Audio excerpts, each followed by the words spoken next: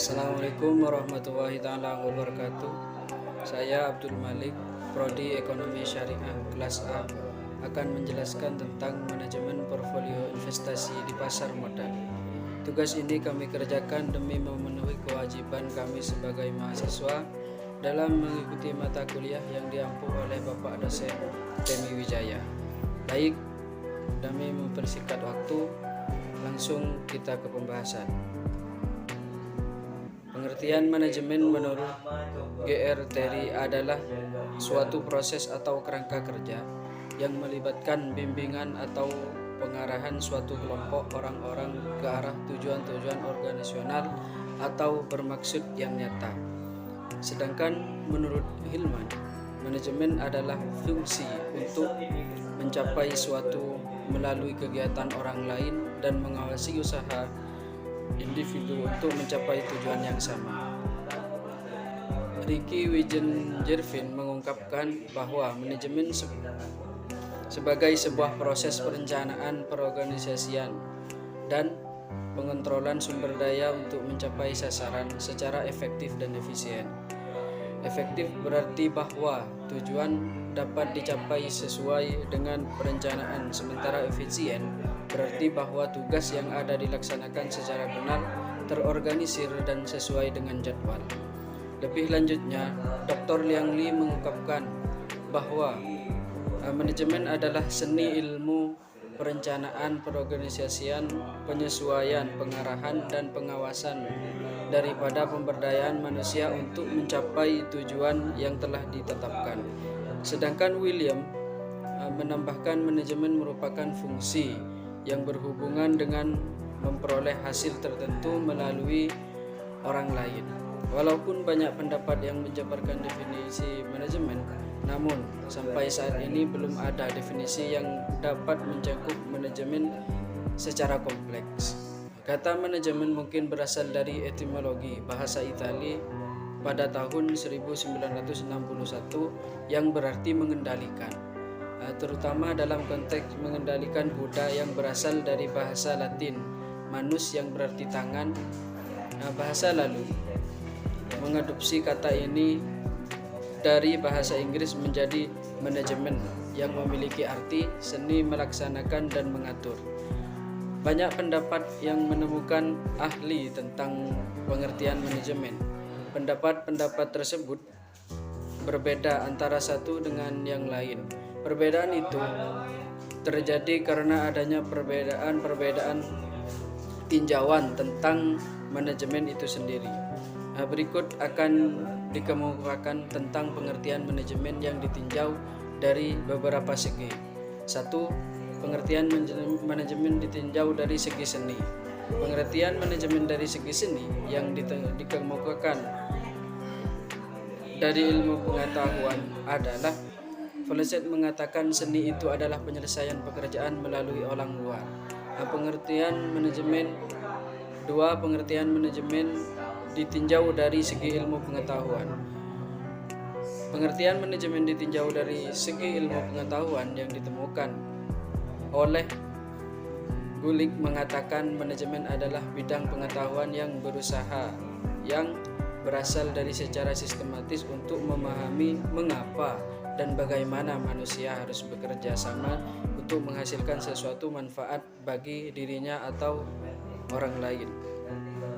Dari berbagai pengertian di atas dapat kita rumuskan bahwa manajemen adalah proses perencanaan perorganisasian, kepemimpinan, pengawasan kegiatan organisasi, dan tujuan penggunaan organisasi lain untuk mencapai tujuan yang telah ditetapkan. Atau secara ringkasnya, berdasarkan penjabaran definisi di atas, maka dapat disimpulkan pengertian manajemen adalah pengorganisasian untuk mencapai tujuan. Selanjutnya ialah portfolio. Portfolio merupakan istilah orisinil yang dipakai dalam bahasa Inggris dan diterjemahkan secara bebas ke bahasa Indonesia menjadi portfolio yang berarti adanya minimum 2 barang atau lebih yang dipegang sebagai arti harfiah dari portfolio adalah sekumpulan investasi investasi salah satu alternatif yang umum dipilih dalam rangka menerapkan gagasan ultimate. Portfolio oleh beberapa ahli didefinisikan sebagai kombinasi aktiva, sedangkan berdasarkan pakar ekonomi, portfolio ialah suatu kesimpulan investasi yang digabungkan untuk memenuhi tujuan investasi. Portfolio adalah investasi baik berupa aset FIR maupun aset keuangan. Kesempatan investasi pada finansial aset sanggup berupa saham, biasanya saham preferen, obligasi perusahaan, dan surat berharga. Nah, pembentukan portfolio dalam bentuk dasar teori portfolio dimulai dengan perkiraan bahwa tingkat pengandelan atas imbas dan masa depan sanggup diestimasi dalam kemudian risiko di variasi distribusi pengembalian. Dengan pikiran tersebut, teori portfolio menghasilkan hubungan linear antara risiko dan pengambilan. Teori portfolio mengasumsi bahwa investor yang rasional menolak untuk meningkatkan risiko tanpa disertai peningkatan pengendalian yang diharapkan. Hubungan antara risiko yang diterima dan pengambilan yang dibutuhkan merupakan dasar bagi keputusan pertolongan dan investor, baik secara rasional maupun secara integritas. Makin besar risiko atau investasi atau yang dipinjam, maka besar tingkat pengendalian yang diinginkan. Untuk menutup risiko tersebut dari beberapa pengertian tersebut, maka sanggup disimpulkan bahwa portfolio merupakan sekumpulan investasi dengan tingkat laba dan beberapa proporsi dana yang diamankan pada masing-masing sekuritas tersebut. Selain itu, dibutuhkan akan terbentuk suatu portfolio yang optimum, yaitu portfolio yang dipilih investor dari sekian banyak yang ada. Portfolio tertentu yang dimiliki investor ialah portfolio sesuai dengan profesi investor bersangkutan dengan return maupun terhadap risiko yang sanggup ditanggungnya. Tujuan melaksanakan risiko ialah untuk mengurangi risiko bagi pihak yang memegang portfolio. Mengurangi risiko itu dilakukan dengan diverifikasi risiko. Dalam membangun sebuah portfolio yang memiliki investor, maka karakteristik investor harus dipahami. Karakteristik investor sangat bervariasi dan berbeda. Dengan memahami karakteristik investor, maka manajer investasi sanggup menawarkan hikmah portfolio yang akan dibangunkan untuk kepentingan investor. Portfolio yang akan dibangun tidak akan dilepas dari situasi politik, ekonomi, sosial, atau yang dibutuhkan oleh negara. Perkembangan ekonomi lebih sangat besar legang berkuasa, terutama perkembangan tingkat bunga. Tahapan proses portfolio mempunyai 4 tahapan, yaitu investasi, tahap ekspektasi pasar, tahap pembangunan portfolio, dan tahap penilaian kinerja. Tahap penentuan tujuan investasi merupakan tahap awal yang harus dikerjakan oleh semua pihak bila ingin melaksanakan pengelolaan portfolio investasi. Pada tahap ini, investor harus memahami besarnya risiko yang ditoleransi oleh investor atas portfolio yang dimiliki. Biasanya, risiko yang ditoleransi berkaitan bersahabat dengan tingkat pengendalian yang diinginkan. Jika tidak risiko yang tinggi, maka tingkat pengendalian pun akan tinggi pula.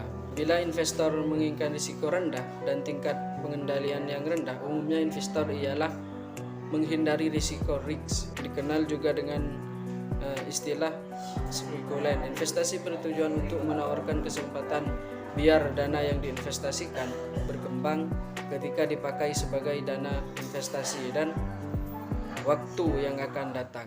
Jika demikian hal, maka variabel lain yang juga harus diperhatikan investor dalam tahap ini, yaitu periode investor time horizon. Periode investor yang ditetapkan investor menjadi patokan untuk menetapkan instrumen investor yang akan diinvestasikan.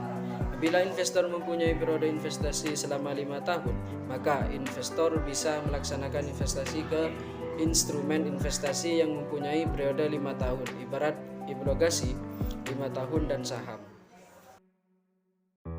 Pengertian investasi merupakan adopsi dari bahasa Inggris yaitu investment. Kata investment sebagai kata dasar dari investment memiliki arti menanam. Menurut Salim dan Budi Sutriono, investasi adalah penanaman modal yang dilakukan oleh investor, baik investor luar negeri asing maupun dalam negeri domestik, dalam berbagai bidang usaha yang terbuka untuk investasi dengan tujuan memperoleh keuangan. Sedangkan Abdurrahman mengungkapkan investment mempunyai dua makna, yaitu pertama, investasi berarti pembelian saham, obligasi dan benda-benda tidak bergerak. Setelah diadakan analisis yang menjamin modal yang dikatakan setelah diadakan analisis akan menjamin modal yang ditetapkan untuk memberikan hasil yang memuaskan. Faktor tersebut yang membedakan investasi dengan spekulasi. Kedua, dalam teori ekonomi, investasi berarti pembelian alat produksi termasuk di dalamnya benda-benda untuk dijual dengan modal berupa uang. Investasi pada umumnya merupakan suatu istilah dengan beberapa pengertian yang berhubung dengan keuangan dan ekonomi. Aktiva suatu harapan mendapatkan keuntungan di masa depan. Terkadang investasi tersebut sebagai penanaman modal. Tujuan investasi adalah beberapa alasan mengapa seseorang melakukan investasi. Kamarudin mengungkapkan 3 hal alasan sehingga banyak orang yang melakukan investasi. Yang pertama, untuk mendapatkan kehidupan yang lebih layak di masa mendatang. Seseorang yang dibijaksanakan akan berpikir sebagai cara meningkatkan taraf kehidupan dari waktu ke waktu, setidaknya bagaimana berusaha untuk mempertahankan tingkat pendapatan yang ada sekarang agar tidak berkurang di masa datang. Dorongan untuk menghentikan pajak.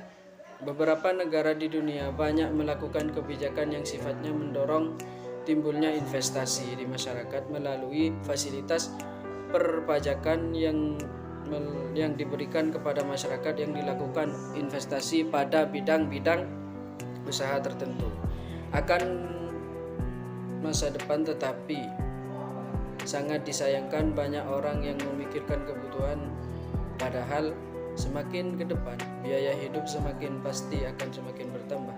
Selain kebutuhan akan masa depan, orang melakukan investasi dipicu oleh banyaknya ketidakpastian atau hal-hal lain yang tidak terduga dalam hidup. Misalnya keterbatasan dana, kondisi kesehatan, dan adanya musibah secara tiba-tiba, dan kondisi pasar investasi. Yang terakhir ialah pasar modal. Pasar modal, sebenarnya kegiatan pasar modal sudah sejak lama dikenal di Indonesia, yaitu pada zaman penjajahan Belanda. Hal terkait dari didirikan Bursa Efek Batavia yang diselenggarakan oleh Forde pada tanggal 14 Desember tahun 1912. Meskipun diketahui bahwa tujuan awal untuk menghimpun dana guna kepentingan mengembangkan skor perkebunan yang ada di Indonesia, perkembangan pasar modal ini cukup pesat sehingga dibuka juga Bursa Efek Surabaya.